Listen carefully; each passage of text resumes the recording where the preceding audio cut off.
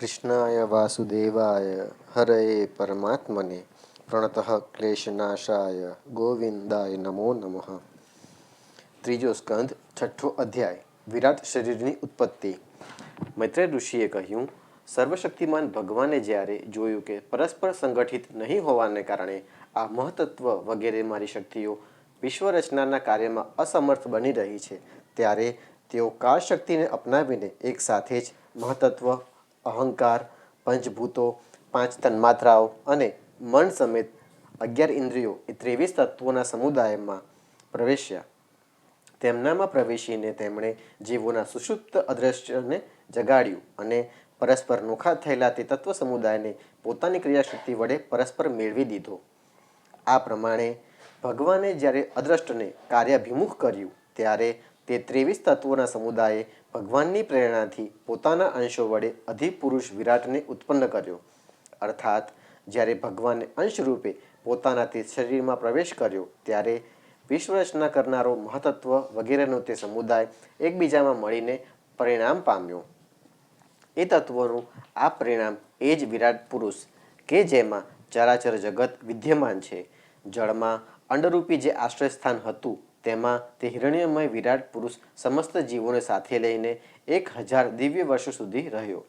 તે વિશ્વરચના કરનારા તત્વોનો ગર્ભ એટલે કે કાર્ય હતો તથા જ્ઞાન, ક્રિયા અને આત્મશક્તિથી સંપન્ન હતો। તે શક્તિઓથી તેણે સ્વયં પોતાના ક્રમશઃ 1 હૃદયરૂપ, 10 પ્રાણરૂપ અને 3 આધ્યાત્મિક, આધિદૈવિક અને આધિભૌતિક એવા વિભાગ કર્યા। આ વિરાટ પુરુષ જ પ્રથમ જીવ હોવાને કારણે સમસ્ત જીવોનો આત્મા, જીવરૂપ હોવાને કારણે પરમાત્માનો અંશ અને પ્રથમ અભિવ્યક્ત પ્રગટ થવાને કારણે ભગવાનનો આદિ અવતાર છે। આ સમસ્ત ભૂત સમુદાય તેનામાં જ પ્રકાશિત થાય છે।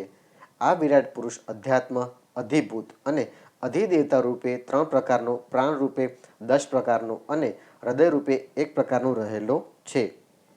10 ઇન્દ્રિયો સહિત મન અધ્યાત્મ છે। ઇન્દ્રિયો વગેરેના વિષયો અધિભૂત છે। ઇન્દ્રિયોના અધિષ્ઠાતા દેવતાઓ આધિદેવ છે તથા પ્રાણ, અપાન, ઉદાન, સમાન, વ્યાન, નાગ, કુર્મ, કૃકલ, દેવદત્ત અને ધનંજય એ 10 પ્રાણ છે। પછી વિશ્વની રચના કરનારા મહતત્વ વગેરેના અધિપતિ શ્રી ભગવાને તેમની પ્રાર્થના યાદ કરીને તેમની વૃત્તિઓને જગાડવા માટે પોતાના ચેતનરૂપી તેજથી તે વિરાટ પુરુષને પ્રકાશિત કર્યો, તેને જગાડ્યો। તેના જાગતા જ દેવતાઓ માટે કરેલા કેટલા સ્થાન પ્રગટ થયા એ હું બતાવું છું, એ સાંભળો। વિરાટ પુરુષને સૌપ્રથમ મુખ પ્રગટ થયું, તેમાં લોકપાલ અગ્નિ પોતાની અંશભૂત વાઘ ઇન્દ્રિય સમેત પ્રવેશ્યા, જેનાથી આ જીવ બોલે છે। પછી વિરાટ પુરુષને તાળવું ઉત્પન્ન થયું, જેમાં લોકપાલ વરુણ પોતાની અંશભૂત રસના ઇન્દ્રિય સમેત સ્થિત થયા, જેનાથી આ જીવ રસ ગ્રહણ કરે છે। ત્યાર પછી તે વિરાટ પુરુષને નસકોરા પ્રગટ થયા, તેનામાં બંને અશ્વિની કુમારો પોતાના અંશભૂત ઘ્રાણ ઇન્દ્રિય સમેત પ્રવેશ્યા, જેનાથી આ જીવ ગંધ ગ્રહણ કરે છે। એ જ રીતે તે વિરાટના શરીરમાં જ્યારે આંખો પ્રગટ થઈ, ત્યારે તેમનામાં લોકપતિ સૂર્ય પોતાની અંશભૂત નેત્ર ઇન્દ્રિય સમેત પ્રવેશ્યા, જે નેત્રેન્દ્રિયથી જીવને વિવિધ રંગનું રૂપોનું જ્ઞાન થાય છે। પછી તે વિરાટના વિગ્રહમાં ત્વચા ઉત્પન્ન થઈ, તેમાં વાયુ પોતાની અંશભૂત ત્વક ઇન્દ્રિય સમેત સ્થિત થયા, જે ત્વગિન્દ્રિયથી જીવ સ્પર્શ અનુભવે છે। જ્યારે તેને કર્ણછિદ્રો પ્રગટ થયા, ત્યારે તેમનામાં દિશાઓ પોતાની અંશભૂત શ્રવણ ઇન્દ્રિય સમેત પ્રવેશી, જે શ્રવણેન્દ્રિયથી જીવને શબ્દનું જ્ઞાન થાય છે। પછી વિરાટના શરીરમાં ચર્મ ઉત્પન્ન થયું, તેમાં ઔષધિઓ પોતાના અંશભૂત રૂવાટા સમેત સ્થિત થઈ, જે રૂવાટાથી જીવ ખંજવાળ વગેરે અનુભવે છે। હવે તેને લિંગ ઉત્પન્ન થયું, પોતાના તે આશ્રયમાં પ્રજાપતિએ પોતાના અંશભૂત વીર્ય સમેત પ્રવેશ કર્યો, જેનાથી જીવ આનંદ અનુભવે છે। પછી વિરાટ પુરુષને ગુદા પ્રગટ થઈ, તેમાં લોકપાલ મિત્ર પોતાની અંશભૂત પાયુ ઇન્દ્રિય સમેત પ્રવેશ્યા, જેનાથી જીવ મળત્યાગ કરે છે। ત્યાર પછી તેને હાથ પ્રગટ થયા, જેમનામાં દેવરાજ ઇન્દ્ર પોતાની ગ્રહણ ત્યાગ રૂપી શક્તિ સમેત પ્રવેશ્યા, જે શક્તિથી જીવ પોતાની આજીવિકા મેળવે છે। જ્યારે તેને ચરણ ઉત્પન્ન કર્યા, ત્યારે તેમનામાં લોકેશ્વર વિષ્ણુ પોતાની શક્તિ ગતિ સાથે પ્રવેશ્યા। આ ગતિશક્તિ વડે જીવ પોતાના ગંતવ્ય સ્થાને પહોંચે છે। પછી તેમને બુદ્ધિ ઉત્પન્ન થઈ, પોતાના આ સ્થાનમાં વાકપતિ બ્રહ્મા પોતાની અંશભૂત બુદ્ધિશક્તિ સમેત પ્રવેશ્યા. આ બુદ્ધિશક્તિથી જીવ જાણવા યોગ્ય વિષયોને જાણી શકે છે. પછી તેમનામાં હૃદય પ્રગટ થયું, જેમાં ચંદ્ર પોતાના અંશભૂત મન સમેત સ્થિત થયો. આ મન શક્તિ વડે જીવ સંકલ્પ વિકલ્પ રૂપે વિકારોને પામે છે. ત્યાર પછી વિરાટ પુરુષમાં અહંકાર ઉત્પન્ન થયો. પોતાના આ આશ્રયમાં અભિમાને રુદ્રે પોતાની ક્રિયાશક્તિ સમેત પ્રવેશ કર્યો. એનાથી જીવ પોતાનું કર્તવ્ય સ્વીકારે છે. હવે તેનામાં ચિત્ત પ્રગટ થયું. તેમાં મહતત્વ બ્રહ્મા પોતાની ચિત્તશક્તિ સમેત સ્થિત થયા. આ ચિત્તશક્તિથી જીવ વિજ્ઞાન એટલે કે ચેતનાની પ્રાપ્તિ કરે છે. આ વિરાટ પુરુષના મસ્તકમાંથી સ્વર્ગલોક, પગોમાંથી પૃથ્વી અને નાભીમાંથી અંતરિક્ષ એટલે કે આકાશ ઉત્પન્ન થયા. એમનામાં ક્રમશઃ સત્વ, રજ અને તમ આ ત્રણેય ગુણોના પરિણામરૂપ દેવતા, મનુષ્ય, પ્રેત વગેરે જોવા મળે છે.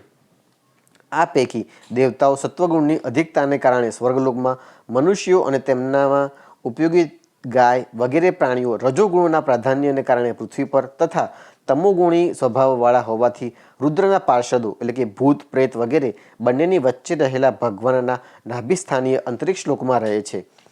હે વિદુરજી, વેદો અને બ્રાહ્મણો ભગવાનના મુખમાંથી પ્રગટ થયા. મુખમાંથી પ્રગટ થવાને કારણે જ બ્રાહ્મણ સર્વ વર્ણોમાં શ્રેષ્ઠ અને સૌનો ગુરુ છે.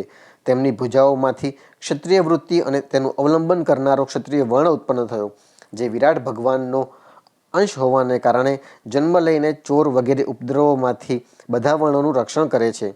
ભગવાનની બંને જાંઘોમાંથી બધા લોકોનો નિર્વાહ કરનારી વૈશ્ય વૃત્તિ ઉત્પન્ન થઈ અને એમનામાંથી જ વૈશ્ય વર્ણ ઉદ્ભવ્યો. આ વર્ણ પોતાની વૃત્તિથી બધા જીવોની આજીવિકા ચલાવે છે. પછી બધા ધર્મોની સિદ્ધિ માટે ભગવાનના ચરણોમાંથી સેવા વૃત્તિ પ્રગટ થઈ અને તેમનામાંથી પહેલવેલા તે વૃત્તિનો અધિકારી શુદ્ર વર્ણ પણ પ્રગટ થયો, જેની વૃત્તિથી જ શ્રીહરિ પ્રસન્ન થઈ જાય છે. બધા ધર્મોની સિદ્ધિનું મૂળ સેવા છે. સેવા કર્યા વિના કોઈ પણ ધર્મ સિદ્ધ થતો નથી. તેથી સર્વ ધર્મોની મૂળભૂત સેવા જ જેનો ધર્મ છે તે શુદ્ર બધા વર્ણોમાં મહાન છે. બ્રાહ્મણનો ધર્મ મોક્ષ માટે છે, ક્ષત્રિયનો ધર્મ ભોગ એટલે કે કામ માટે છે, વૈશ્યનો ધર્મ અર્થ માટે છે અને શુદ્રનો ધર્મ ધર્મ માટે છે. આ રીતે પ્રથમ ત્રણ વર્ણોના ધર્મો અન્ય પુરુષાર્થો માટે છે, પણ શુદ્રનો ધર્મ સ્વપુરુષાર્થ અર્થાત ધર્મ માટે છે. તેથી તેની વૃત્તિથી જ ભગવાન પ્રસન્ન થાય છે.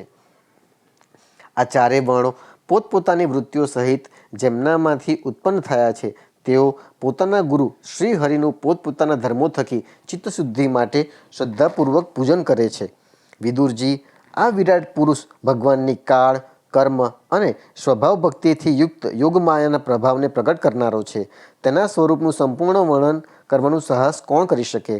તેમ છતાં હે પ્રિય વિદુરજી, અન્ય વ્યવહારિક ચર્ચાઓથી અપવિત્ર થયેલી પોતાની વાણીને પવિત્ર કરવા માટે જેવી મારી બુદ્ધિ છે અને જેવું મેં ગુરુમુખેથી સાંભળ્યું છે તેવું શ્રીહરિના સુયશનું વર્ણન કરું છું.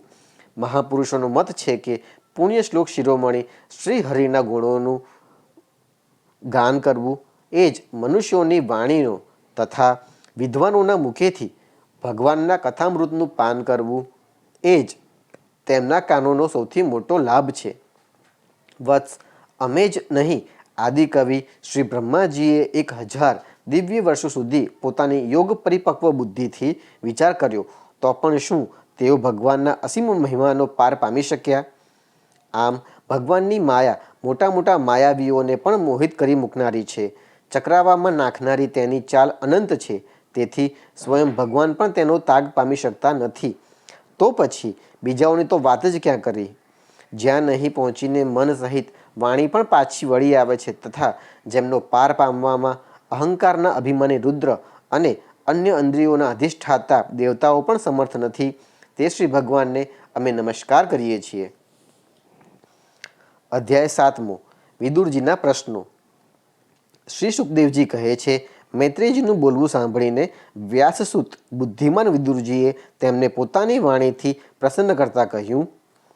વિદુરજીએ પૂછ્યું, બ્રહ્મન, ભગવાન તો શુદ્ધ બોધ સ્વરૂપ, નિર્વિકાર અને નિર્ગુણ છે. તેમની સાથે લીલાપૂર્વક પણ ગુણ અને ક્રિયાનો સંબંધ કેવી રીતે હોઈ શકે? બાળકમાં તો કામના અને બીજાઓની સાથે રમવાની ઈચ્છા હોય છે, તેથી તે રમવા માટે ઉદ્યમ કરે છે. પરંતુ ભગવાન તો સ્વયં નિત્ય તૃપ્ત, પૂર્ણ કામ અને હંમેશ અસંગ છે. તેઓ ક્રીડા માટે શા માટે સંકલ્પ કરે?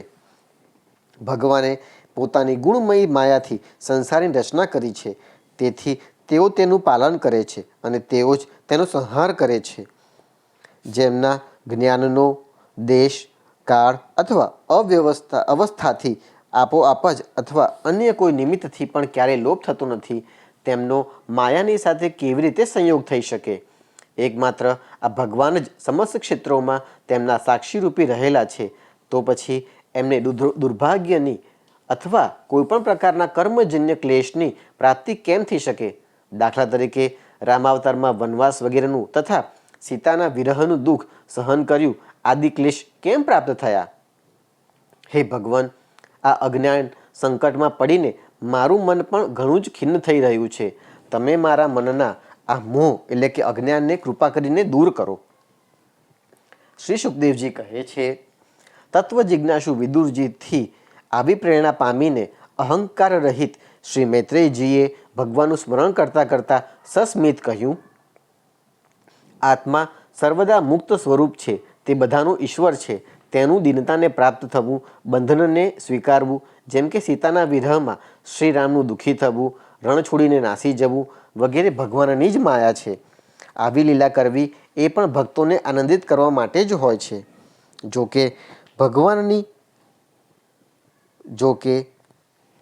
ભગવાનની આ ભગવત્તા વિરોધ ઉત્પન્ન કરે છે, પરંતુ જ્યારે એમાં ભગવાનની લીલાનું રહસ્ય સમજાઈ જાય છે તો આનંદ થાય છે, કારણ કે ભગવાન આનંદ સ્વરૂપ છે.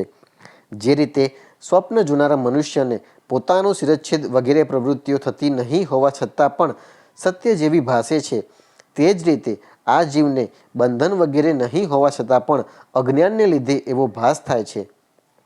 જે રીતે પાણીમાં થતી કંપ વગેરે ક્રિયા પાણીમાં દેખાતા ચંદ્ર પ્રતિબિંબમાં નહીં હોવા છતાં પણ ભાસે છે, તેવી જ રીતે દેહાભિમાની જીવમાં પણ દેહના મિથ્યા ધર્મોની પ્રતીતિ થાય છે. દ્રષ્ટા આત્મામાં થતી નથી. નિષ્કામ ભાવે પોતાના સ્વધર્મનું પાલન કરવાથી, ભગવત કૃપાથી, ભગવાનની ભક્તિનો યોગ થવાથી આ માયા ચૂપચાપ ત્યાંથી ચાલી જાય છે. જે સમયે ઇન્દ્રિયો વિષયોથી બિલકુલ ઉપરામ પામે છે, અર્થાત વિષયો તરફ જતી નથી, ત્યારે દ્રષ્ટા સ્વરૂપ જે આત્મા છે તે જ પરમાત્મા અને તે જ હરિ છે. તેમાં વૃત્તિઓ એકાગ્ર થઈ જાય છે, ત્યારે અવિદ્યા વગેરે પંચક્લેશ વિલીન થઈ જાય છે. જે પ્રમાણે ગાઢ નિદ્રામાં ઇન્દ્રિયો રહેતી નથી. શ્રી કૃષ્ણના ગુણોનું વર્ણન અને શ્રવણ અશેષ એટલે કે સંપૂર્ણ દુઃખ રાશિને ક્લેશોને શાંત કરી નાખે છે. તો પછી જો આપણા હૃદયમાં તેમના ચરણ કમળોની રજના સેવનનો પ્રેમ જાગી જાય તો કહેવું જ શું? વિદુરજીએ કહ્યું, હે ભગવાન, આપના દ્વારા ભગવાનના લીલા ચરિત્રો, તેમના ગુણો વગેરેનું વર્ણન આદિ શ્રવણ ભક્તિથી મારા મનનું અજ્ઞાન દૂર થઈ જાય છે. આપની વાણી દ્વારા વહેતા અસ્ખલિત જ્ઞાનરૂપી ખડગથી મારા સર્વ સંશયો પણ છેદાઈ જાય છે. પરંતુ ભગવાન સ્વતંત્ર છે અને તેમનો જ અંશ હોવા છતાં જીવ પરતંત્ર છે, તો આ પરસ્પર વિરોધી વાત સાંભળીને મારું મન ભ્રમિત થઈ રહ્યું છે. કૃપા કરી આપ મારા આ સંશયનું નિરાકરણ કરો. હે વિદ્વાન, આપે એ વાત ઘણી યોગ્ય જ કહી કે જીવને ક્લેશ વગેરેની જે પ્રતીતિ થઈ રહી છે તેનું કારણ ભગવાનની કેવળ માયા જ છે. તે ક્લેશ મિથ્યા અને નિર્મૂળ છે, કારણ કે આ વિશ્વનું મૂળ કારણ માયા જ છે. તે સિવાય અન્ય કશું કારણ નથી. આ સંસારમાં બે જ પ્રકારના લોકો સુખી છે. કાં તો તેઓ અત્યંત મૂઢ એટલે કે અજ્ઞાનગ્રસ્ત છે, અથવા તો જેઓ બુદ્ધિ વગેરેથી પર અતીત એ શ્રી ભગવાનને પામી ચૂક્યા છે. વચ્ચેની હરોળના સંશયગ્રસ્ત લોકો તો દુઃખ જ ભોગવતા રહે છે. હે ભગવાન, આપની કૃપાથી મને એ નિશ્ચય થઈ ગયો કે આ અનાત્મ પદાર્થો વાસ્તવમાં છે જ નહીં, કેવળ પ્રતીત જ થાય છે. હવે હું આપના ચરણોની સેવાના પ્રભાવથી તે પ્રતીતિને પણ દૂર કરી દઈશ. આપના શ્રી ચરણોની સેવાથી નિત્યસિદ્ધ ભગવાન શ્રી મધુસૂદનના ચરણ કમળોમાં ઉત્કટ પ્રેમ અને આનંદની વૃદ્ધિ થાય છે. ભગવાન પ્રત્યે પ્રેમ થવો એ જ સર્વ સંકટોનો નાશ કરનારું છે.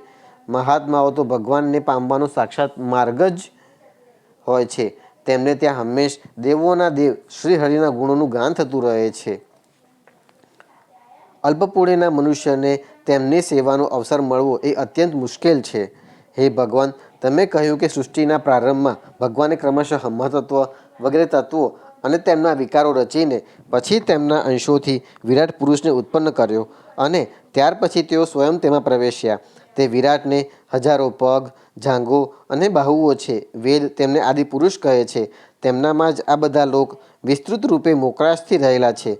તેમનામાં ઇન્દ્રિયો, વિષયો અને ઇન્દ્રિયોના અભિમાની દેવતાઓ સહિત 10 પ્રકારના પ્રાણોનું તમે વર્ણન કર્યું છે કે જે ઇન્દ્રિય બળ, મનોબળ અને શરીરબળ રૂપે એમ 3 પ્રકારે છે અને તેમનાથી જ બ્રાહ્મણ વગેરે વર્ણો પણ ઉત્પન્ન થયેલા છે. હવે તમે તેમની બ્રહ્માજી વગેરે વિભૂતિઓનું વર્ણન મને સંભળાવો કે જેમનાથી પુત્ર, પૌત્ર, કુટુંબીજનો અને જ્ઞાતિજનો સહિત અનેકવિધ પ્રજાઓ ઉત્પન્ન થઈ અને તેનાથી આ સઘળું બ્રહ્માંડ ભરાઈ ગયું. તે વિરાટ તો બ્રહ્મા વગેરે પ્રજાપતિઓના પણ પ્રભુ છે. તે વિરાટે કયા કયા પ્રજાપતિઓ ઉત્પન્ન કર્યા તથા સર્ગ, અનુસર્ગ અને મન્વંતરોના અધિપતિ મનુષ્યોની પણ રચના કયા ક્રમે કરી? હે મૈત્રેયજી, તે મનુષ્યોના વંશનું અને વંશધર રાજાઓના ચરિત્રોનું, પૃથ્વીની ઉપરના અને નીચેના લોકોનું તથા ભૂલોકના વિસ્તાર અને સ્થિતિનું પણ વર્ણન કરો તથા એ પણ બતાવો કે તિર્યક, મનુષ્ય, દેવતા, સરીસૃપ વગેરે અને પક્ષી તથા જરાયુજ, સ્વદેજ, સ્વેદજ, અંડજ અને ઉદ્ભિજ એ 4 પ્રકારના પ્રાણીઓ કઈ રીતે ઉત્પન્ન થયા? શ્રી હરિએ સર્જન કરતી વખતે જગતની ઉત્પત્તિ, સ્થિતિ અને સંહાર માટે પોતાના ગુણાવતાર બ્રહ્મા, વિષ્ણુ અને મહાદેવના રૂપમાં જે કલ્યાણકારી લીલાઓ કરી તેમનું પણ વર્ણન કરો. વેશ, આચરણ અને સ્વભાવ અનુસાર વર્ણાશ્રમનું વિભાજન, ઋષિઓના જન્મકર્મ વગેરે, વેદોનું વિભાજન, યજ્ઞોનો વિસ્તાર, યોગ માર્ગ, જ્ઞાન માર્ગ અને તેના સાધનભૂત સાંખ્ય માર્ગ તથા ભગવાને કરેલા નારદ, પાંચરાત્ર વગેરે તંત્રશાસ્ત્રો, વિભિન્ન પાખંડ માર્ગોના પ્રચારથી થનારી વિષમતા, નીચ વર્ણના પુરુષથી ઉચ્ચ વર્ણની સ્ત્રીમાં જન્મનારા સંતાનોના પ્રકાર તથા ભિન્ન ભિન્ન ગુણો અને કર્મોને કારણે જીવની જેવી અને જેટલી ગતિઓ થાય છે, આ બધા વિશે અમને કહી સંભળાવો. હે બ્રહ્મન, ધર્મ, અર્થ, કામ અને મોક્ષની પ્રાપ્તિના પરસ્પર અવિરોધી સાધનોનું, વાણિજ્ય, દંડનીતિ અને શાસ્ત્ર શ્રવણની વિધિઓનું, શ્રાદ્ધની વિધિનું, પિતૃગણોની સૃષ્ટિનું તથા કાળચક્રમાં ગ્રહો, નક્ષત્રો અને તારાગણની સ્થિતિનું પણ અલગ અલગ વર્ણન કરો. દાન, તપ તથા ઇષ્ટ અને પૂર્ત કર્મોનું શું ફળ છે? પ્રવાસ અને આપત્તિના સમયે મનુષ્યનો શો ધર્મ છે? હે નિષ્પાપ મૈત્રેયજી, ધર્મના મૂળ કારણ શ્રી જનાર્દન ભગવાન કયા આચરણથી સંતુષ્ટ થાય છે અને કોના પર કૃપા કરે છે એ પણ વર્ણવો. હે દ્વિજોત્તમ, દિનવત્સલ ગુરુઓ પોતાના અનુયાયી શિષ્યો અને પુત્રોને વગર પૂછ્યે જ તેમના હિતની વાત બતાવતા રહે છે. હે ભગવાન, તે મહત્ત્વ વગેરેનો પ્રલય કેટલા પ્રકારનો છે તથા ભગવાન જ્યારે યોગ નિદ્રામાં શયન કરે છે ત્યારે તેમનામાંથી કયા કયા તત્વો તેમની સેવા કરે છે અને તેમનામાં કોણ કોણ લીન થઈ જાય છે? જીવનું તત્વ, પરમેશ્વરનું સ્વરૂપ, ઉપનિષદ પ્રતિપાદિત જ્ઞાન તથા ગુરુ શિષ્યનું પરસ્પરનું પ્રયોજન એ શું છે? પવિત્રાત્મા વિદ્વાનોએ તે જ્ઞાનની પ્રાપ્તિના કયા કયા ઉપાયો બતાવ્યા છે? કારણ કે મનુષ્યોને જ્ઞાન, ભક્તિ કે વૈરાગ્યની પ્રાપ્તિ આપોઆપ તો થઈ શકતી નથી. હે બ્રહ્મન, મોહમાયાને કારણે મારી વિચાર દ્રષ્ટિ નાશ પામી છે. હું અજ્ઞ છું. આપ મારા પરમ સુહૃદ છો. તેથી શ્રી હરિ લીલાનું જ્ઞાન પામવાની ઈચ્છાથી મેં જે પ્રશ્નો કર્યા છે તેના ઉત્તર મને આપો. હે પુણ્યમય મૈત્રેયજી, ભગવાનના તત્વના ઉપદેશ વડે જીવને જન્મ મૃત્યુમાંથી છોડાવીને તેને અભય કરી દેવાથી જે પુણ્ય પ્રાપ્ત થાય છે તેની તુલનામાં સમસ્ત વેદોના અધ્યયન, યજ્ઞ, તપ અને દાન વગેરેથી થનારું પુણ્ય 16મા ભાગની બરાબર પણ થઈ શકતું નથી. શ્રી સુખદેવજી કહે છે, હે રાજન કુરુશ્રેષ્ઠ, વિદુરજીએ જ્યારે મુનિવર મૈત્રેયજીએ આ પ્રમાણે પુરાણ વિષયક પ્રશ્નો કર્યા ત્યારે ભગવદ્ વિષયક ચર્ચા માટે પ્રેરિત કરી દેવાને કારણે તેઓ ઘણા પ્રસન્ન થયા અને સ્મિત મુદ્રામાં તેમને કહેવા લાગ્યા. અધ્યાય 8મો બ્રહ્માજીની ઉત્પત્તિ. શ્રી મૈત્રેયજીએ કહ્યું, હે વિદુરજી, તમે ભગવદ્ ભક્તોમાં મુખ્ય એવા લોકપાલ યમરાજ જ છો. તમારા પૂર્વ વંશમાં જન્મ લેવાને કારણે તે વંશ સાધુ પુરુષો માટે પણ સેવન યોગ્ય બન્યો છે. ધન્ય છે તમે નિરંતર ડગલે ને પગલે શ્રીહરિની કીર્તિમય માળાને નિત્ય નૂતન બનાવી રહ્યા છો. હવે હું તુચ્છ વિષય સુખની કામનાથી મહાદુઃખ વહોરી રહેનારા મનુષ્યોના દુઃખના નિવારણ માટે શ્રીમદ્ ભાગવત મહાપુરાણ કહેવાનો પ્રારંભ કરું છું, કે જેને સ્વયં શ્રી શંકરષણ એટલે કે અનંત ભગવાને સનકાદિ ઋષિઓને સંભળાવ્યું હતું. અખંડ જ્ઞાન સંપન્ન આદિદેવ ભગવાન શ્રી શંકરષણ પોતાના લોકમાં વિરાજમાન હતા. સનતકુમાર વગેરે ઋષિઓએ પરમ પુરુષોત્તમ બ્રહ્મનું તત્વ જાણવા માટે તેમને પ્રશ્ન કર્યો. તે સમયે શેષજી પોતાના આશ્રય સ્વરૂપ તે પરમાત્માની માનસી પૂજા કરી રહ્યા હતા, કે જેમનું વેદો વાસુદેવના નામે નિરૂપણ કરે છે. તેમના કમળ કોષ જેવા નેત્રો મીંચાયેલા હતા. પ્રશ્ન કરવાથી તેમણે સનતકુમાર વગેરે જ્ઞાનીઓના આનંદ માટે અધખુલ્લા નેત્રોથી જોયું. શેષ ભગવાનના જે ચરણ કમળોની નાગકન્યાઓ પ્રેમસભર થઈને અનેક ઉપહારો સાથે તેમને પતિરૂપે પ્રાપ્ત કરવા માટે પૂજા કરે છે. શેષ ભગવાનની એ પાદપીઠને દેવનદી ગંગાના જળથી ભીંજાયેલી જટાસમૂહવાળા સનતકુમારોએ વંદન કર્યા. સનતકુમાર વગેરે તેમની લીલાના મર્મજ્ઞ છે. તેમણે વારંવાર પ્રેમ ગદગદ વાણીથી તેમની લીલાઓનું ગાન કર્યું. તે સમયે શેષ ભગવાનની ઉન્નત સહસ્ત્ર ફણાઓ મુગટોના હજારો મણીઓના પ્રસરાતા કિરણોથી ઝગમગી રહી હતી. ભગવાન શ્રી શંકરષણે નિવૃત્તિપરાયણ સનતકુમારજીને આ ભાગવત સંભળાવ્યું હતું. એ વાત પ્રસિદ્ધ છે. સનતકુમારજીએ પછી આ ભાગવત પરમવ્રતી સાંખ્યાયન મુનિને તેમના પૂછવાથી સંભળાવ્યું. પરમહંસોમાં મુખ્ય શ્રી સાંખ્યાયનજીને જ્યારે ભગવાનની વિભૂતિઓનું વર્ણન કરવાની ઈચ્છા થઈ, ત્યારે તેમણે પોતાના અનુયાયી શિષ્ય અમારા ગુરુ શ્રી પરાશરજીને અને બૃહસ્પતિજીને આ પુરાણ સંભળાવ્યું. ત્યાર પછી પરમ દયાળુ પરાશરજીએ પુલત્સ્ય મુનિના કહેવાથી એ આદિપુરાણ મને કહ્યું. હે વત્સ, તમે શ્રદ્ધાળુ અને જિજ્ઞાસુ જોઈને હવે એ જ પુરાણ હું તમને સંભળાવું છું. સૃષ્ટિ રચના પહેલાં આ સંપૂર્ણ વિશ્વ જળમાં ડૂબેલું હતું. તે સમયે એકમાત્ર શ્રી નારાયણ દેવ શેષશૈયા પર પોતાની જ્ઞાનશક્તિને અક્ષુણ્ણ એટલે કે જાગ્રત રાખીને યોગ નિદ્રાનો આશ્રય લઈ પોતાની આંખો બંધ રાખીને પોઢેલા હતા. સર્જન કાર્યથી નિવૃત્ત થઈને આત્માનંદમાં મગ્ન હતા. તેમનામાં કોઈપણ ક્રિયાનું પ્રગટીકરણ ન હતું. જેવી રીતે અગ્નિ પોતાની દાહક શક્તિને છુપાવીને લાકડામાં વ્યાપ્ત રહે છે, તેવી જ રીતે શ્રી ભગવાને સમસ્ત પ્રાણીઓના સૂક્ષ્મ શરીરોને પોતાના શરીરમાં લીન કરીને પોતાના આધારભૂત તે જળમાં શયન કર્યું. સૃષ્ટિકાળ આવ્યેથી તેમને ફરી જગાડવા માટે કેવળ કાળશક્તિને જાગતી રાખી. આ પ્રમાણે પોતાની સ્વરૂપભૂત ચિત્તશક્તિ સહિત 1000 ચતુર્યુગો સુધી જળમાં શયન કર્યા પછી જ્યારે તેમણે જ નિયુક્ત કરેલી તેમની તે કાળશક્તિએ તેમને જીવોના કર્મોની પ્રવૃત્તિ માટે પ્રેરિત કર્યા, ત્યારે તેમણે પોતાના શરીરમાં લીન થયેલા અનંત લોક જોયા. જે સમયે ભગવાનની દ્રષ્ટિ પોતાનામાં નિહિત લિંગ શરીર વગેરે સૂક્ષ્મ તત્વ પર પડી, તે સમયે તે સૂક્ષ્મ તત્વ કાલાશ્રિત રજોગુણથી શુદ્ધ થઈને સૃષ્ટિ રચના નિમિત્તે તેમના નાભી પ્રદેશમાંથી બહાર નીકળ્યું. કર્મશક્તિને જગાડનારા કાળ વડે વિષ્ણુ ભગવાનની નાભીમાંથી પ્રગટ થયેલું તે સૂક્ષ્મ તત્વ કમળકોશ રૂપે એકદમ ઉન્નત થયું અને તેણે સૂર્યની જેમ પોતાના તેજથી તે અપાર જળ રાશિને દેદીપ્યમાન કરી દીધો. સમસ્ત ગુણોને પ્રકાશિત કરનારા તે સર્વલોકમય કમળમાં તે વિષ્ણુ ભગવાન જ અંતર્યામી રૂપે પ્રવેશ્યા.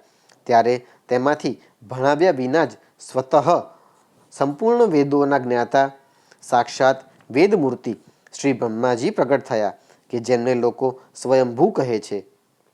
તે કમળની કર્ણિકા ગાદીમાં બેઠેલા બ્રહ્માજીને જ્યારે કોઈ લોક દેખાયો નહીં, ત્યારે તેઓ વિસ્ફારિત નેત્રોથી આકાશમાં ચારે તરફ ગરદન ફેરવીને જોવા લાગ્યા. તેથી તેમને ચારે દિશાઓમાં 4 મુખ થઈ ગયા. તે સમયે પ્રલયકાલીન પવનની ઝાપટોથી ઉછળતી જળ તરંગમાળાઓને કારણે તે જળરાશિની ઉપર આવેલા કમળ પર વિરાજમાન આદિદેવ બ્રહ્માજીને પોતાનું તથા તે લોકતત્વરૂપી કમળનું કશું જ રહસ્ય સમજાયું નહીં. તેઓ વિચારવા લાગ્યા, આ કમળ કર્ણિકા પર બેઠેલો હું કોણ છું? આ કમળ પણ અન્ય કશા આધાર વિના જળમાં ક્યાંથી ઉત્પન્ન થયું?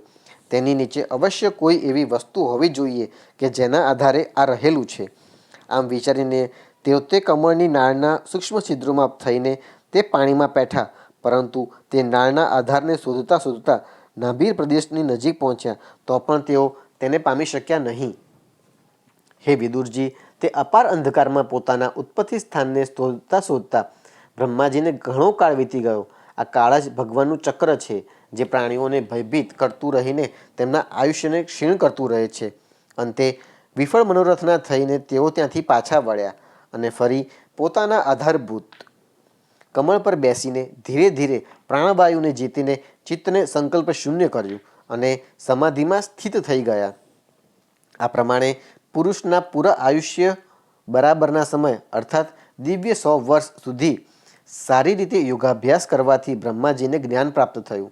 ત્યારે તેમણે પોતાના તે અધિષ્ઠાનને કે જેને તેઓ પહેલાં ખોળવા છતાંય જોવા પામ્યા ન હતા તેને પોતાના જ અંતઃકરણમાં પ્રકાશિત થતું જોયું.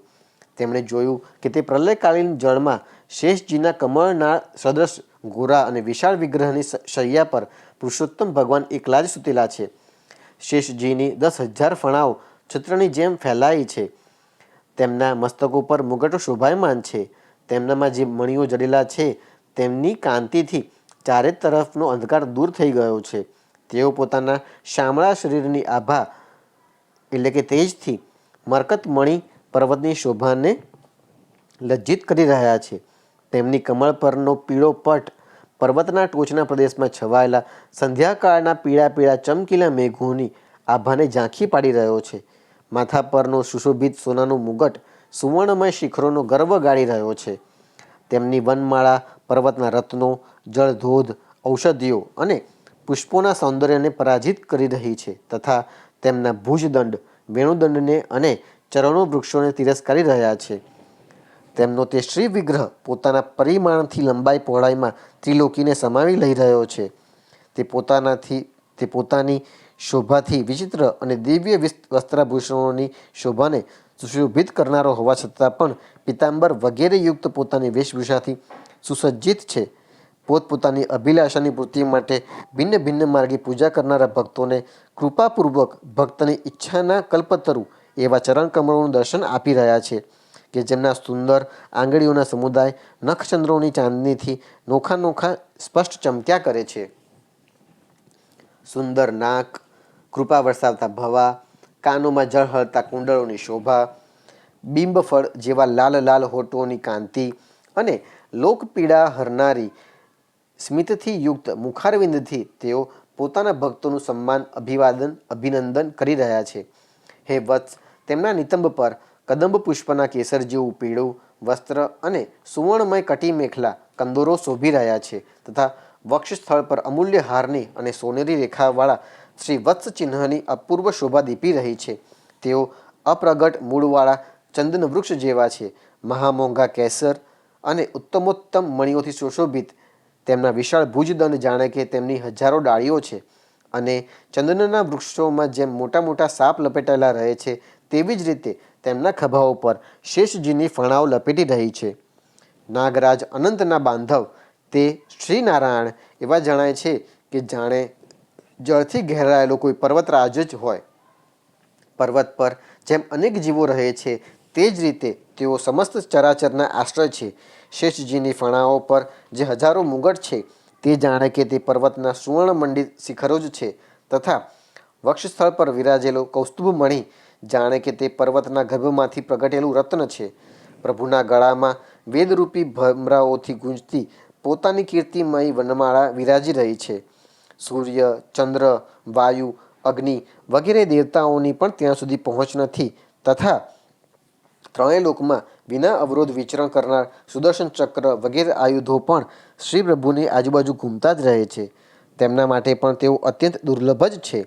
તે સમયે વિશ્વરચનાની ઈચ્છાવાળા લોકવિધાતા બ્રહ્માજીએ ભગવાનના નાભી સરોવરમાંથી પ્રગટેલું તે કમળ, જળ, આકાશ, વાયુ અને નિજ શરીર કેવળ આ 5 જ વસ્તુઓ જોઈ. એ સિવાય અન્ય કશું તેમને દેખાયું નહીં. રજોગુણથી વ્યાપ્ત બ્રહ્માજી પ્રજાનું સર્જન કરવા ઈચ્છતા હતા.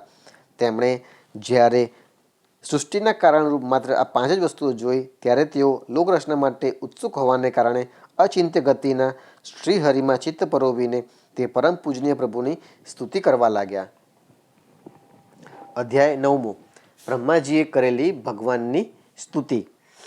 બ્રહ્માજીએ કહ્યું, હે પ્રભુ, સુદીર્ઘ કાળ વીત્યા પછી આજે હું આપને જાણી શક્યો છું.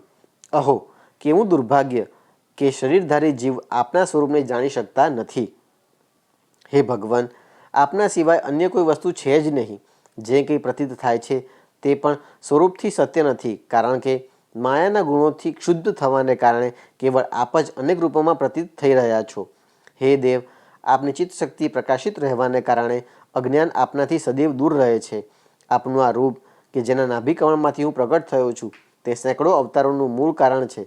તેને આપે સત્પુરુષો પર કૃપા કરવા માટે જ વહેલું પ્રગટ કર્યું છે. હે પરમાત્મા, આપનું કેવળ આનંદ સ્વરૂપ, ભેદરહિત અને અખંડ તેજોમય નિરાકાર જે સ્વરૂપ છે તેને હું આનાથી ભિન્ન સમજતો નથી. આપ વિશ્વની રચના કરનારા હોવા છતાં પણ વિશ્વથી અતીત એટલે કે પર છો. ભૂત અને ઇન્દ્રિયોનું અધિષ્ઠાન પણ આપ જ છો. એવા આપને જ્ઞાન દ્રષ્ટિથી હું જોઉં છું અને આપના આ રૂપની જ શરણમાં છું. હે વિશ્વ કલ્યાણમય, આપનું ધ્યાન ધરી રહેલા અમારા જેવા ઉપાસકોના મંગળ માટે આપે આ રૂપ દેખાડ્યું છે. આપના આ રૂપને વિષયાસ્તક પામર મનુષ્યો પામી શકતા નથી. હે નાથ, જે લોકો વેદરૂપી વાયુથી લવાયેલી આપના ચરણરૂપી કમળ કોષની સુવાસને પોતાના કર્મ છિદ્રોથી ગ્રહણ કરે છે તેવા પોતાના ભક્તોના હૃદય કમળમાં આપ આવીને વસી જાઓ છો. પછી ત્યાંથી જઈ શકતા નથી.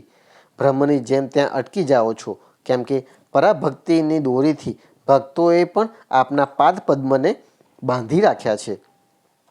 મનુષ્ય જ્યાં સુધી આપના અભયપ્રદ ચરણ કમળોનો આશ્રય લેતો નથી ત્યાં સુધી જ તેને ધન, ઘર અને બાંધવોને કારણે મળનાર ભય, શોક, લાલસા, દીનતા, અતિલોભ વગેરે સતાવે છે અને ત્યાં સુધી જ તેનો હું મારુંનો દુરાગ્રહ રહે છે કે જે દુઃખનું એકમાત્ર કારણ છે.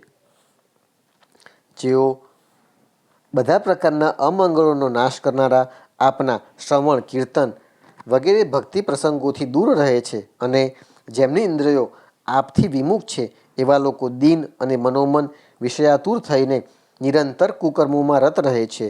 તે બિચારાઓની બુદ્ધિ દેવે હરી લીધી છે. હે અચ્યુત, ઉરુક્રમ, આ પ્રજાને ભૂખ,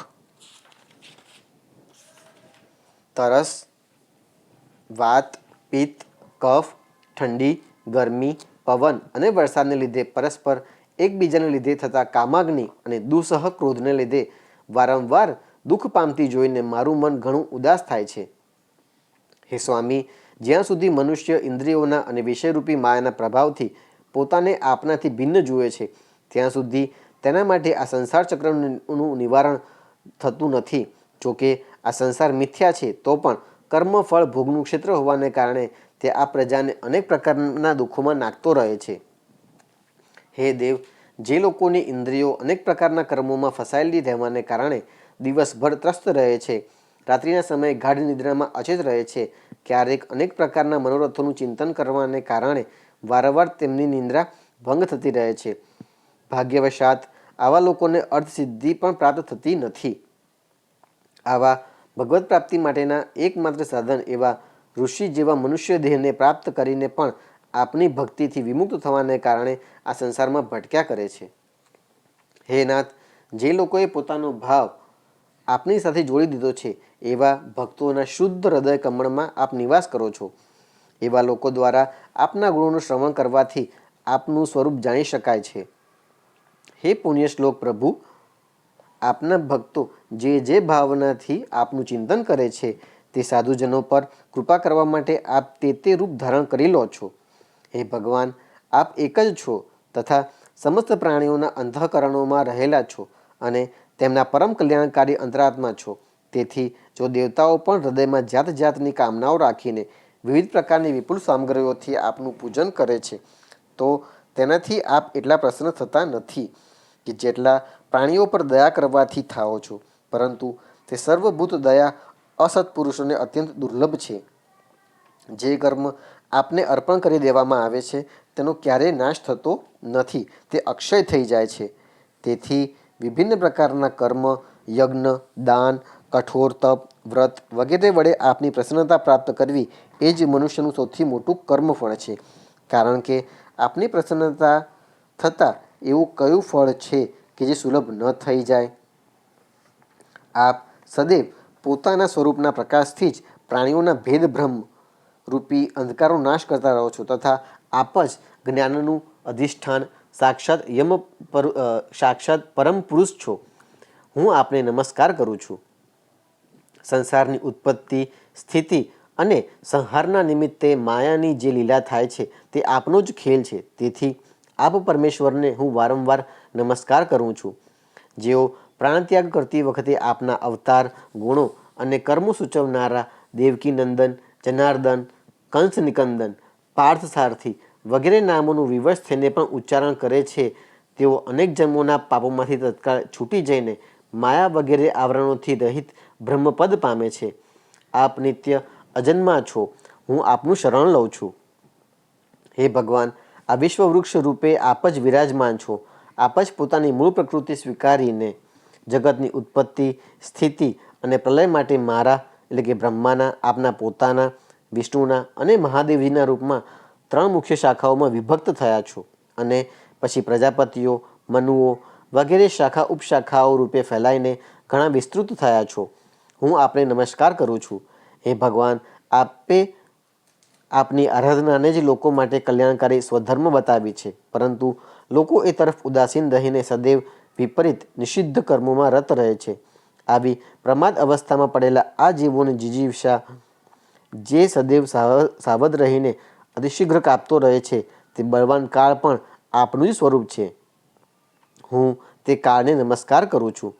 જો કે હું સત્યલોકનો અધિષ્ઠાતા છું કે જે લોક 2 પરાર્ધ સુધી રહેનારાઓનો અને સમસ્ત ભુવનોનો વંદનીય છે, તો પણ આપના તે કાળરૂપથી ડરતો રહું છું. તેનાથી બચવા અને આપને પ્રાપ્ત કરવા માટે જ મેં દીર્ઘકાળ સુધી તપ કર્યું છે. આપ જ અધિયજ્ઞ રૂપે મારા આ તપના સાક્ષી છો. હું આપને નમસ્કાર કરું છું. આપ તિર્યન, મનુષ્ય અને દેવ વગેરે યોનિઓમાં ધર્મની મર્યાદા રાખવા માટે સ્વેચ્છાથી અવતાર લો છો અને તે દેહ સાથે કોઈ તાદાત્મ્ય ન હોવા છતાં આપ તે શરીરમાં રમમાણ થાઓ છો અને એક અભિનેતાની જેમ તે શરીરનો ત્યાગ પણ કરો છો. એવા લીલા વિહારી પુરુષોત્તમ પ્રભુને હું વારંવાર પ્રણામ કરું છું. હે પ્રભુ, આપ અવિદ્યા, અસ્મિતા, રાગ, દ્વેષ અને અભિનિવેશ આ પાંચેયમાંથી કોઈને પણ આધીન નથી. તેમ છતાં અત્યારે સઘળા સંસારને પોતાના ઉદરમાં લીન કરીને ભયંકર તરંગમાળાઓથી વિક્ષુબ્ધ પ્રલયકાલીન જળમાં અનંત વિગ્રહની કોમળ શૈયા પર જે શયન કરી રહ્યા છો, તે પૂર્વકલ્પોની કર્મ પરંપરાથી થાકેલા જીવોને વિશ્રામ આપવા માટે જ છે. અર્થાત આપની આ લીલામાં પણ જીવોના પ્રત્યે કરુણા ભાવ છે. હે પ્રભુ, આપના નાભિકમળ રૂપી ભવનમાં મારો ઉદ્ભવ થયો છે. આ સંપૂર્ણ વિશ્વ આપના ઉદરમાં રહેલું છે. આપની કૃપાથી જ હું 3 લોકોની રચના કરવાની સામગ્રીથી યુક્ત થયો છું. આ સમયે યોગ નિદ્રાનો અંત થઈ જવાને કારણે આપના નયનકમળ વિકસિત થઈ રહ્યા છે. એવા આપને મારા નમસ્કાર છે. આપ સંપૂર્ણ જગતના એકમાત્ર સુહૃદ અને આત્મા છો તથા શરણાગતો પર કૃપા કરનારા છો. તેથી પોતાના જે જ્ઞાન અને ઐશ્વર્યથી આપ વિશ્વને આનંદિત કરો છો, તેનાથી મારી બુદ્ધિને યુક્ત કરો કે જેનાથી હું પૂર્વકલ્પની જેમ જ આ વખતે પણ જગતની રચના કરી શકું.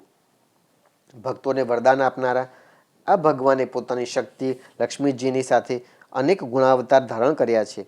તેઓ જે અદ્ભુત કર્મ કરશે તેમાં વિશ્વ નિર્માણ પણ એક અદ્ભુત કર્મ છે. હું ભગવાનને શરણે થઈને વિનંતી કરું છું કે તે પ્રભુ મારા મનને વિશ્વ નિર્માણના કાર્યમાં યુક્ત કરે, તેથી હું સૃષ્ટિ રચના વિશેના અભિમાનથી દૂર રહીને તે કામ કરી શકું. હે પ્રભુ, આ પ્રલયકાલીન જળમાં શયન કરતા આપ અનંત શક્તિ પરમ પુરુષના નાભિકમળમાંથી મારો ઉદ્ભવ થયો છે અને હું છું પણ આપની જ વિજ્ઞાન શક્તિ. તેથી આ જગતના વિલક્ષણ રૂપનો વિસ્તાર કરતી વખતે આપની કૃપાથી વેદરૂપી મારી વાણીનું ઉચ્ચારણ લોપ ન પામો. આપ અપાર કરુણામય પુરાણ પુરુષ છો. આપ પરમ પ્રેમપૂર્ણ સ્મિત સાથે આપના નેત્ર કમળ ખોલો અને શેષશૈયામાંથી ઉઠીને વિશ્વની ઉત્પત્તિ માટે આપની સુમધુર વાણીથી મારો વિષાદ દૂર કરો. શ્રી મૈત્રેયજી કહે છે, હે વિદુરજી, આ પ્રમાણે તપ, વિદ્યા અને સમાધિ દ્વારા પોતાના ઉદ્ભવ સ્થાન શ્રી ભગવાનને જોઈને તથા પોતાના મન અને વાણીની શક્તિ અનુસાર તેમની સ્તુતિ કરીને બ્રહ્માજી થાક્યા હોય એમ મૌન થઈ ગયા. શ્રી મધુસૂદન ભગવાને જોયું કે બ્રહ્માજી આ પ્રલય જળ રાશિથી ઘણા ગભરાયેલા છે તથા વિશ્વરચના બાબતે કોઈ નિર્ણય નહીં થવાને કારણે તેમનું ચિત્ત ઘણું ઉદાસ છે. ત્યારે તેમનો અભિપ્રાય જાણીને તેઓ ગંભીર વાણીથી તેમના ખેદનું શમન કરતા કહેવા લાગ્યા. શ્રી ભગવાને કહ્યું, હે વેદ ગર્ભ, તમે વિષાદને વશ થઈને આળસ ન કરો. સૃષ્ટિ રચનાના ઉદ્યમ માટે તત્પર થઈ જાઓ. તમે મારી પાસેથી જે કંઈ ઈચ્છો છો તે તો હું પહેલાં જ કરી ચૂક્યો છું. તમારે માત્ર નિમિત્ત બનવાનું છે. તમે ફરી એકવાર તપ કરો અને ભાગવત જ્ઞાનનું અનુષ્ઠાન કરો. તેમ કરવાથી તમે બધા લોકો ભુવનોને પોતાના અંતઃકરણમાં સ્પષ્ટપણે જોવા પામશો.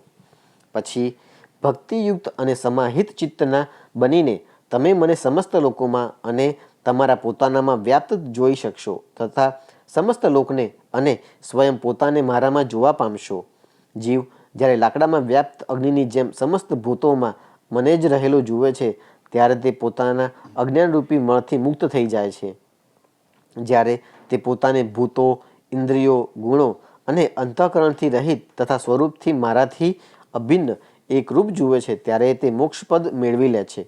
હે બ્રહ્માજી, અનેક પ્રકારના કર્મ સંસ્કારો અનુસાર અનેક પ્રકારની જીવસૃષ્ટિની રચના કરવાની ઈચ્છા થવા છતાં પણ તમારું ચિત્ત મોહિત થતું નથી એ મારી અતિશય કૃપાનું જ ફળ છે. તમે સર્વપ્રથમ મંત્રદ્રષ્ટા છો. પ્રજાની ઉત્પત્તિ કરતી વખતે પણ તમારું મન મારામાં જ પરોવાયેલું રહે છે. તેથી જ પાપમય રજોગુણ તમને બાંધી શકતો નથી. તમે મને જાણી લીધો છે કે હું ભૂતો, ઇન્દ્રિયો, ગુણો અને અંતઃકરણથી રહિત છું. જો કે શરીરધારી જીવોને મારું જ્ઞાન થવાનું ઘણું મુશ્કેલ છે તો પણ તમે મને જાણી લીધો છે. મારો આધાર કોઈ છે કે નથી એવા સંશયથી તમે કમળનાળ દ્વારા જળમાં તેનું મૂળ ખોળી રહ્યા છો. તે પોતાના આ સ્વરૂપને મેં તમને અંતઃકરણમાં જ દેખાડ્યું છે. પ્રિય બ્રહ્માજી, મારી કથાઓના વૈભવથી યુક્ત એવી મારી જે સ્તુતિ તમે કરી છે અને તપમાં મારી જે નિષ્ઠા છે તે પણ મારી જ કૃપાનું ફળ છે. વિશ્વરચનાની ઈચ્છાથી સગુણ અને નિર્ગુણ રૂપમાં તમે મારી જે સ્તુતિ કરી છે તેનાથી હું ઘણો પ્રસન્ન થયો છું. તમારું કલ્યાણ થાવ. હું સમસ્ત કામનાઓ અને મનોરથો પૂરા કરવાને સમર્થ છું. જે મનુષ્ય દરરોજ આ સ્તોત્ર દ્વારા સ્તુતિ કરીને મારું ભજન કરશે તેના પર હું શીઘ્ર પ્રસન્ન થઈ જઈશ. તત્વવેત્તાઓનું મત છે કે પૂર્ત, તપ, જ્ઞાન, યજ્ઞ, દાન, યોગ, સમાધિ વગેરે સાધનો થકી પ્રાપ્ત થનારું જે પરમ કલ્યાણમય ફળ છે તે મારી પ્રસન્નતા જ છે. હે બ્રહ્માજી, હું આત્માઓનો પણ આત્મા છું. જે આત્માને માટે દેહ વગેરે પ્રિય લાગે છે તે પણ હું જ છું.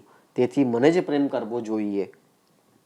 હે બ્રહ્માજી, ત્રિલોકને તથા જે પ્રજા અત્યારે મારામાં લીન છે તેની પૂર્વકલ્પોની જેમ મારામાંથી ઉત્પન્ન થયેલા પોતાના સર્વવેદમય સ્વરૂપથી સ્વયં તમે જ રચના કરો. શ્રી મૈત્રેયજી કહે છે, પ્રકૃતિ અને પુરુષના સ્વામી કમળનાભ ભગવાન સૃષ્ટિકર્તા બ્રહ્માજીને આ પ્રમાણે જગતની અભિવ્યક્તિ કરાવીને પોતાના તે નારાયણ રૂપથી અદૃશ્ય થઈ ગયા. અધ્યાય 10. 10 પ્રકારની સૃષ્ટિનું વર્ણન. વિદુરજીએ કહ્યું, હે મુનિવર, ભગવાન નારાયણ અંતર્ધાન થયા તે પછી સમસ્ત લોકોના પિતામહ બ્રહ્માજીએ પોતાના તન અને મનથી કેટલા પ્રકારની સૃષ્ટિ ઉત્પન્ન કરી. હે ભગવાન, આ સિવાય મેં આપને અન્ય જે વાતો પૂછી છે તે બધાનું પણ ક્રમશઃ વર્ણન કરો અને મારા બધા સંશય દૂર કરો, કારણ કે આ બધા જ બહુવિદો એટલે કે વિદ્વાનોમાં શ્રેષ્ઠ છો. સુતજી કહે છે, હે શૌનકજી, વિદુરજીના આ પ્રમાણે પૂછવાથી મુનિવર મૈત્રેયજી ખૂબ પ્રસન્ન થયા અને પોતાના હૃદયમાં રહેલા તે પ્રશ્નોના આ રીતે ઉત્તર આપવા લાગ્યા. શ્રી મૈત્રેયજીએ કહ્યું, અજન્મા ભગવાન શ્રી હરિએ જેવું કહ્યું હતું તે જ પ્રમાણે બ્રહ્માજીએ પણ ચિત્ત પોતાના આત્મા શ્રીનારાયણમાં જોડીને 100 દિવ્ય વર્ષો સુધી તપ કર્યું. બ્રહ્માજીએ જોયું કે પ્રલયકાલીન પ્રબળ વાયુની ઝાપટોથી તેઓ પોતે જ જેનાથી ઉત્પન્ન થયા છે તે તથા જેના પર પોતે બેઠા છે તે કમળ તથા જળ કંપી રહ્યા છે. પ્રબળ તપથી અને હૃદયમાં રહેલા આત્મજ્ઞાનથી તેમનું વિજ્ઞાન બળ વધવા પામ્યું અને તેઓ જળની સાથે વાયુને પણ પી ગયા. પછી જેના પર પોતે બેઠા હતા તે આકાશવ્યાપી કમળને જોઈને તેમણે વિચાર કર્યો કે પૂર્વકલ્પમાં લય પામેલા લોકોને હું આનાથી રચીશ. ત્યારે ભગવાન દ્વારા પ્રેરિત થઈને સૃષ્ટિ કાર્યમાં નિયુક્ત કરાયેલા બ્રહ્માજીએ તે કમળકોશમાં પ્રવેશ કર્યો અને તે એકના જ ભુવઃ સ્વઃ એમ 3 ભાગ કર્યા. જો કે તે કમળ એટલું મોટું હતું કે તેના 14 ભુવનો અથવા એનાથી વધુ લોકોના રૂપમાં વિભાગ કરી શકાય તેમ હતું. કર્મોથી બંધાયેલા જીવો માટે આ 3 લોક ભૂહુ ભુવઃ સ્વઃ પર્યાપ્ત છે એમ માનીને કર્મભોગ સ્થાનો તરીકે આ 3 લોકનું તેમણે નિર્માણ કર્યું એવું શાસ્ત્રોમાં વર્ણન થયું છે. જેઓ નિષ્કામ કર્મ કરનારા છે તેમને મહરલોક, તપોલોક, જનલોક અને સત્યલોક રૂપી બ્રહ્મલોકની પ્રાપ્તિ થાય છે. વિદુરજીએ કહ્યું, હે બ્રહ્મન, તમે અદ્ભુત કર્મા વિશ્વરૂપ શ્રી હરિની કાળ નામની જીવ શક્તિની વાત કહી હતી. પ્રભુ તેનું કૃપા કરીને વિસ્તારપૂર્વક વર્ણન કરો. શ્રી મૈત્રેયજીએ કહ્યું, વિષયોનું રૂપાંતર એટલે કે બદલાવવું એ જ કાળનો આકાર છે. પોતે તો નિર્વિશેષ, અનાદિ અને અનંત છે. તેથી તેને નિમિત્ત બનાવીને ભગવાન રમત રમતમાં લીલાપૂર્વક સ્વયં પોતાને જ સૃષ્ટિના રૂપમાં પ્રગટ કરી દે છે. પહેલાં આ સમસ્ત વિશ્વ ભગવાનની માયાથી લય પામીને બ્રહ્મરૂપે રહેલું હતું. તેને ભગવાને અપ્રગટ મૂર્તિના કાળ વડે ફરીથી પૃથક રૂપે ધારણ કર્યું છે અને પ્રગટ કર્યું છે. આ જગત જેવું અત્યારે છે તેવું જ પહેલાં પણ હતું અને ભવિષ્યમાં પણ તેવું જ રહેશે. તેની સૃષ્ટિ સર્જન 9 પ્રકારે થાય છે તથા પ્રાકૃત વૈકૃત ભેદને લીધે એક વધુ 10મી સૃષ્ટિ પણ છે અને તેનો પ્રલયકાળ દ્રવ્ય અને ગુણો થકી 3 પ્રકારે થાય છે. હવે પ્રથમ તો હું 10 પ્રકારના સર્જનનું વર્ણન કરું છું. પહેલું સર્જન મહતત્વ છે. ભગવાનની પ્રેરણાથી સત્વ વગેરે ગુણોમાં વિષમતા થવી એ જ તેનું સ્વરૂપ છે. બીજું સર્જન અહંકાર છે, જેનાથી પૃથ્વી વગેરે પંચભૂતો તથા જ્ઞાનેન્દ્રિયો અને કર્મેન્દ્રિયોની ઉત્પત્તિ થાય છે. ત્રીજું સર્જન ભૂત સર્ગ છે, જેમાં પંચમહાભૂતોને ઉત્પન્ન કરનારો તન્માત્ર સમૂહ છે. ચોથું સર્જન ઇન્દ્રિયો છે, જે જ્ઞાન અને ક્રિયાશક્તિથી સંપન્ન હોય છે. પાંચમું સર્જન સાત્વિક અહંકારથી ઉપજેલા ઇન્દ્રિયોના અધિષ્ઠાતા દેવતાઓ છે. મન પણ આ સર્જનની અંતર્ગત છે. છઠ્ઠું સર્જન અવિદ્યા છે. તેમાં તામિસ્ત્ર, અંધતામિસ્ત્ર, તમ, મોહ અને મહામોહ આ 5 ગ્રંથિઓ સમાવિષ્ટ છે. આ અવિદ્યા જીવોની બુદ્ધિનું અવતરણ અને વિક્ષેપ કરનારી છે. આ 6 પ્રાકૃત સર્જનો છે. હવે વૈકૃત સર્જનોનું પણ વર્ણન સાંભળો. ભગવાન પોતાનું ચિંતન કરનારાઓના સમસ્ત દુઃખોને હરી લે છે. તે બધી લીલા શ્રી હરિની છે. તેઓ જ બ્રહ્મા રૂપે રજોગુણ સ્વીકારીને જગતની રચના કરે છે. 6 પ્રકારના પ્રાકૃત સર્જનો પછી 7મું મુખ્ય વૈકૃત સર્જન એ 6 પ્રકારના સ્થાવર વૃક્ષો છે, એટલે કે વનસ્પતિ, જે મોર મંજરી આવ્યા વગર જ ફળ આપે છે, જેમ કે ગુલમહોર, વડ, પીપળો વગેરે. ઔષધિ, જે પોતાના ફળ પાક્યા પછી નાશ પામે છે, જેમ કે ચોખા, ઘઉં, ચણા વગેરે. લતા, જે કોઈનો આધાર લઈને વૃદ્ધિ પામે છે, જેમ કે બ્રાહ્મી, ગિલોય એટલે કે અમરવેલ વગેરે.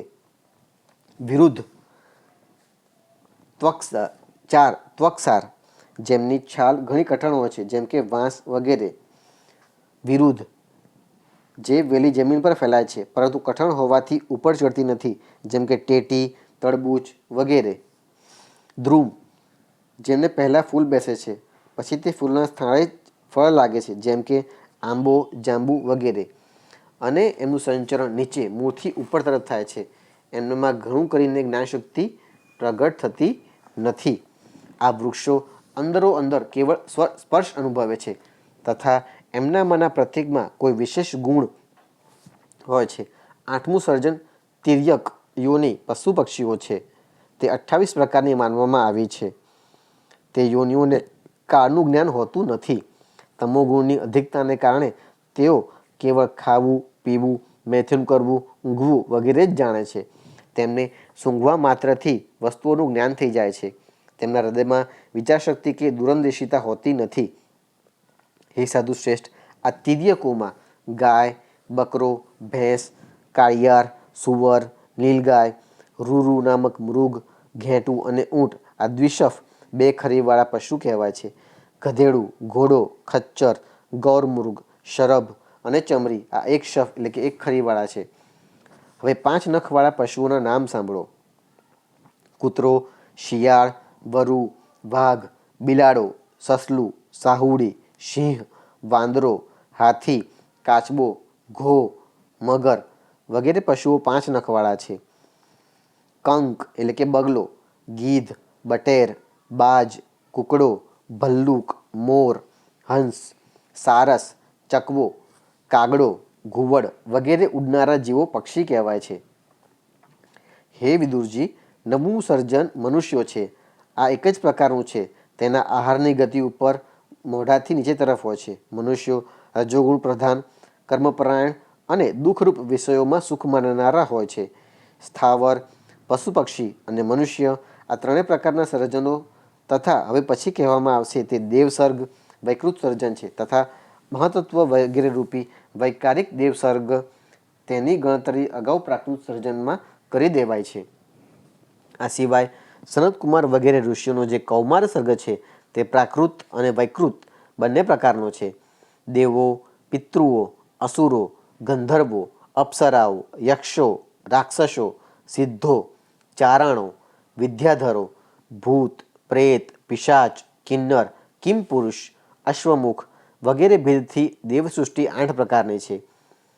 હે વિદુરજી, આ પ્રમાણે જગત કરતા બ્રહ્માજીએ રચેલું આ 10 પ્રકારનું સર્જન મેં તમને કહ્યું. હવે આગળ હું વંશ અને મન્વંતર વગેરેનું વર્ણન કરીશ. આ રીતે સર્જન કરનારા સત્ય સંકલ્પ એવા શ્રી હરિ બ્રહ્મારૂપે પ્રત્યેક કલ્પના પ્રારંભમાં રજોગુણથી વ્યાપ્ત થઈને પોતે જ જગતના રૂપમાં પોતાની રચના કરે છે. અધ્યાય 11મો મન્વંતર વગેરે કાળ વિભાજનનું વર્ણન. શ્રી મૈત્રેયજી કહે છે, હે વિદુરજી, પૃથ્વી વગેરે કાર્યવર્ગનો જે સૂક્ષ્મતમ અંશ છે કે જેનું બીજું વિભાજન થઈ શકતું નથી તથા જે કાર્યનું રૂપ પામેલો નથી અને જેનો અન્ય પરમાણુઓ સાથે સંયોગ પણ થયેલો નથી તેને પરમાણુ કહે છે. આ અનેક પરમાણુઓના પરસ્પર યોગથી મનુષ્યોને ભ્રાંતિવશ તેમના સમુદાયરૂપી એક અવયવીની પ્રતીતિ થાય છે. આ પરમાણુ જેનો સૂક્ષ્મતમ અંશ છે તે સામાન્ય સ્વરૂપે રહેલી પૃથ્વી વગેરે કાર્યોની એકતાનું નામ પરમ મહાન છે. આ સમયે તેમનામાં પ્રલય વગેરે અવસ્થા ભેદની સ્ફૂર્તિ હોતી નથી અને નવું જૂનું વગેરે કાળભેદનું ભાન પણ હોતું નથી તથા ઘટ પટ વગેરે વસ્તુભેદની કલ્પના પણ હોતી નથી. હે સાધુ શ્રેષ્ઠ, આ પ્રમાણે વસ્તુના સૂક્ષ્મતમ અને મહત્તમ સ્વરૂપનો આ વિચાર થયો. આના સાદ્રશ્યથી પરમાણુ વગેરે અવસ્થાઓમાં વ્યાપ્ત થઈને વ્યક્ત પ્રગટ પદાર્થોને ભોગવનારા સર્જન વગેરે માટે સમર્થ અવ્યક્ત સ્વરૂપ ભગવાન કાળની પણ સૂક્ષ્મતા અને સ્થૂળતાનું અનુમાન કરી શકાય છે. જે કાળ પ્રપંચની પરમાણુ જેવી અવસ્થામાં વ્યાપ્ત રહે છે તે અત્યંત સૂક્ષ્મ છે અને સર્જનથી માંડીને પ્રલય સુધી તેની બધી જ અવસ્થાઓને ભોગવે છે. તે પરમ મહાન છે. 2 પરમાણુ મળીને એક અણુ થાય છે અને 3 અણુઓના મળવાથી એક ત્રસરેણુ થાય છે કે જે ઝરૂખાઓમાં થઈને આવેલા સૂર્યકિરણોના પ્રકાશમાં આકાશમાં ઉડતો જોવા મળે છે. આવા 3 ત્રસરેણુના પાર કરવામાં સૂર્યને જેટલો સમય લાગે છે તેને ત્રુટિ કહે છે. આનાથી 100 ગણો સમય વેધ કહેવાય છે અને 3 વેધનો એક લવ થાય છે. 3 લવને એક નિમેષ કહે છે અને 3 નિમેષને એક ક્ષણ કહે છે. 5 ક્ષણની એક કાષ્ઠા થાય છે અને 15 કાષ્ઠાનો એક લઘુ થાય છે. 15 લઘુની એક નાડિકા એટલે કે દંડ કહેવાય છે. 2 નાડિકાનું એક મુહૂર્ત થાય છે અને દિવસના ઘટવા વધવા અનુસાર દિવસ અને રાત્રિની બંને સંધિઓને બાદ કરતા 6 અથવા 7 નાડિકાનો એક પ્રહર એટલે કે પહોર થાય છે એ યામ કહેવાય છે, જે મનુષ્યના દિવસ અથવા રાત્રિના ચોથા ભાગ બરાબર હોય છે. 6 પળનું તાંબાનું એક એવું વાસણ બનાવવામાં આવે છે કે જેમાં 1 પ્રસ્થ જળ સમાઈ શકે અને 4 માસા સોનાની 4 આંગળ લાંબી સળી બનાવીને તેના વડે તે વાસણના તળિયે છિદ્ર બનાવીને તેને પાણીમાં મૂકવામાં આવે તો જેટલા સમયમાં 1 પ્રસ્થ જળ તે વાસણમાં ભરાઈ જાય અને વાસણ પાણીમાં ડૂબી જાય તેટલા સમયને નાડિકા કહે છે. હે વિદુરજી, મનુષ્યના દિવસ રાત્રિ 4 પ્રહરના હોય છે અને 15 દિવસ રાત્રિનો એક પક્ષ એટલે કે પખવાડિયું થાય છે, જે શુક્લ અને કૃષ્ણ, અજવાળિયું અને અંધારિયું એના ભેદને લીધે 2 પ્રકારનો મનાયો છે. આ બંને પક્ષો મળીને એક માસ થાય છે, જે પિતૃઓના 1 દિવસ રાત્રિ બરાબર હોય છે. 2 માસની એક ઋતુ અને 6 માસનું એક અયન થાય છે. અયન દક્ષિણાયન અને ઉત્તરાયણના ભેદથી 2 પ્રકારના છે. આ બંને અયનો મળીને દેવતાઓના 1 દિવસ રાત્રિ થાય છે તથા મનુષ્ય લોકના એ વર્ષ અથવા દ્વાદશ માસ કહેવાય છે. આવા 100 વર્ષોનું મનુષ્યનું પરમ આયુષ્ય બતાવવામાં આવ્યું છે. ચંદ્રમા વગેરે ગ્રહો, અશ્વિની વગેરે નક્ષત્રો અને સમસ્ત તારામંડળના અધિષ્ઠાતા કાળ સ્વરૂપ ભગવાન સૂર્ય પરમાણુથી માંડીને સંવત્સર સુધીના કાળમાં 12 રાશિઓ રૂપે સંપૂર્ણ ભુવનકોશથી નિરંતર પરિક્રમા કર્યા કરે છે. હે વિદુરજી, સૂર્ય, બૃહસ્પતિ, સવન, ચંદ્રમા અને નક્ષત્ર સંબંધિત મહિનાઓના ભેદને લીધે આ વર્ષ જ સંવત્સર, પરિવત્સર, ઈડાવત્સર, અનુવત્સર અને વત્સર કહેવાય છે. હે વિદુરજી, આ સૂર્ય ભગવાન જ 5 પ્રકારના વર્ષોની પ્રવૃત્તિ કરનારા છે. તમે ઉપહાર વગેરે સમર્પિત કરીને તેમની પૂજા કરો. આ સૂર્યદેવ પંચભૂતોમાં તેજ સ્વરૂપ છે અને પોતાની કાળશક્તિથી બીજ વગેરે પદાર્થોની અંકુર ઉત્પન્ન કરનારી શક્તિને અનેક પ્રકારે કાર્યોન્મુખ કરે છે. તેઓ સૂર્યદેવ મનુષ્યોના મોહ નિવારણ માટે તેમના આયુષ્યનો ક્ષય કરતા રહીને આકાશમાં વિચરણ કરતા રહે છે તથા તેઓ જ સકામ મનુષ્યોને યજ્ઞ વગેરે કર્મોથી પ્રાપ્ત થનારા સ્વર્ગ વગેરે મંગલમય ફળોનો વિસ્તાર કરે છે. તેથી સૂર્ય ભગવાનની ઉપાસના રોજ કરવી જોઈએ. વિદુરજીએ કહ્યું, હે મુનિવર, તમે દેવતાઓ, પિતૃઓ અને મનુષ્યોના પરમ આયુષ્યનું વર્ણન તો કર્યું, પણ હવે સનક વગેરે જે જ્ઞાની મુનિજનો ત્રિલોકની બહાર કલ્પથી વધુ સમય સુધી રહેનારા છે તેમના આયુષ્યનું પણ વર્ણન કરો. કાળ ભગવાનની ગતિને તમે સમ્યકપણે જાણો છો, કારણ કે જ્ઞાનીજનો પોતાની યોગ સિદ્ધ દિવ્ય દ્રષ્ટિથી સઘળા સંસારને જોઈ લે છે. મૈત્રેયજીએ કહ્યું, હે વિદુરજી, સત્ય, ત્રેતા, દ્વાપર અને કળી આ 4 યુગ પોતાની સંધ્યા અને સંધ્યા અંશો સહિત દેવતાઓના 12,000 વર્ષો સુધી પ્રવર્તે છે તેવું બતાવવામાં આવ્યું છે. સત્યયુગ વગેરે આ 4 યુગોમાં ક્રમશઃ 4,000, 3,000, 2,000 અને 1,000 દિવ્ય વર્ષો હોય છે અને પ્રત્યેકમાં જેટલા હજાર વર્ષો હોય છે તેનાથી બમણા 100 વર્ષ તેમની સંધ્યા અને સંધ્યા અંશોમાં હોય છે. એટલે કે સત્યયુગમાં 4,000 દિવ્ય વર્ષો યુગના અને 800 દિવ્ય વર્ષો સંધ્યા અને સંધ્યા અંશોના, એમ 4,800 વર્ષ હોય છે. આ જ રીતે ત્રેતાયુગમાં 3,600, દ્વાપરયુગમાં 2,400 અને કળિયુગમાં 1,200 દિવ્ય વર્ષ હોય છે. મનુષ્યનું 1 વર્ષ એ દેવતાઓનું 1 દિવસ હોય છે. તેથી દેવતાઓનું 1 વર્ષ મનુષ્યોના 360 વર્ષો બરાબર થાય. આ રીતે માનવીય પરિમાણથી કળિયુગના 4,32,000 વર્ષ થાય તથા તેનાથી બમણા વર્ષો દ્વાપર યુગના, 3 ગણા વર્ષો ત્રેતાયુગના અને 4 ગણા વર્ષો સતયુગના થાય છે. યુગના આરંભમાં સંધ્યા હોય છે અને અંતમાં સંધ્યા અંશ હોય છે. તેમની વર્ષ ગણતરી સેંકડોની સંખ્યામાં બતાવવામાં આવી છે. તેમની વચ્ચેનો જે સમય હોય છે તેને કાળવિદોએ યુગ કહ્યો છે. પ્રત્યેક યુગમાં એક વિશેષ ધર્મનું વિધાન મળે છે. સત્યયુગના મનુષ્યોમાં ધર્મ પોતાના 4 ચરણોથી રહે છે. પછી અન્ય યુગોમાં અધર્મની વૃદ્ધિ થવાથી તે ધર્મનો એક ચરણ ઘટતો જાય છે. પ્રિય વિદુરજી, ત્રિલોકની બહાર મહરલોકથી માંડીને બ્રહ્મલોક સુધી અહીંની 1,000 ચતુર્યુગીનો એક દિવસ હોય છે અને તેટલી જ મોટી રાત્રિ હોય છે કે જેમાં જગત સ્રષ્ટા બ્રહ્માજી શયન કરે છે. તે રાત્રિનો અંત થતાં આ લોકનો કલ્પ આરંભાય છે. તેનો ક્રમ જ્યાં સુધી બ્રહ્માજીનો દિવસ રહે છે ત્યાં સુધી ચાલતો રહે છે. તેવા એક કલ્પમાં 14 મનુઓ થાય છે. પ્રત્યેક મનુ 71 ચતુર્યુગોથી કંઈક વધુ પોતાનો અધિકાર ભોગવે છે. પ્રત્યેક મન્વંતરમાં ભિન્ન ભિન્ન મનુવંશી રાજાઓ, સપ્તર્ષિઓ, દેવતાઓ, ઇન્દ્રો અને તેમના અનુયાયી ગાંધર્વો વગેરે પણ એ સાથે જ પોતાનો અધિકાર ભોગવે છે. બ્રહ્માજીનું આ સર્જન પ્રતિદિન થયા કરે છે કે જેમાં 3 લોક રચાય છે. તેમાં પશુ પક્ષીઓ, મનુષ્યો, પિતૃઓ અને દેવતાઓની પોતપોતાના કર્મો અનુસાર ઉત્પત્તિ થાય છે. આ મન્વંતરોમાં ભગવાન સત્વગુણનો આશ્રય લઈને પોતાની મનુ વગેરે મૂર્તિઓ દ્વારા પૌરુષ પ્રગટ કરતા રહીને આ વિશ્વનું પાલન કરે છે. કાળક્રમે જ્યારે બ્રહ્માજીનો દિવસ વીતી જાય છે ત્યારે તેઓ તમોગુણના સંપર્કને સ્વીકારીને સૃષ્ટિ રચનારૂપી પોતાના પૌરુષને સ્થગિત કરીને નિશ્ચેષ્ટ ભાવે સ્થિત થઈ જાય છે. તે સમયે સઘળું વિશ્વ તેમનામાં લય પામે છે. જ્યારે સૂર્ય ચંદ્ર વિનાની પ્રલય રાત્રિ આવે છે ત્યારે ભૂહુ, ભુવઃ અને સ્વઃ એ 3 લોક તે જ બ્રહ્માજીના શરીરમાં છુપાઈ જાય છે. તે પ્રસંગે 3 લોક શેષજીના મુખમાંથી નીકળેલી ભગવાનની અગ્નિરૂપી શક્તિથી બળવા લાગે છે. તેથી તેના તાપથી વ્યાકુળ થઈને ભૃગુ વગેરે મુનીશ્વરો મહર્લોકમાંથી જનલોકમાં જાય છે. એ દરમિયાન 7 સમુદ્રો પ્રલયકાળના પ્રચંડ પવનથી ઉભરાઈને પોતાના ઉછળતા મોજાઓથી ત્રિલોકને દુબાડી દે છે. ત્યારે તે પાણીમાં શેષશૈયા પર સૂતેલા ભગવાન યોગ નિદ્રામાં આંખો મીચીને શયન કરે છે. તે સમયે જનલોકમાં વસતા મુનિજનો તેમની સ્તુતિ કરતા રહે છે. આ પ્રમાણે કાળની ગતિથી 1000 ચતુર્યુગીના રૂપમાં પ્રતીત થતા દિવસ રાત્રિ બદલાવા પામતા બ્રહ્માજીનું 100 વર્ષનું આયુષ્ય પરમ આયુષ્ય પણ વીતી ગયેલું હોય તે રીતે દેખાય છે.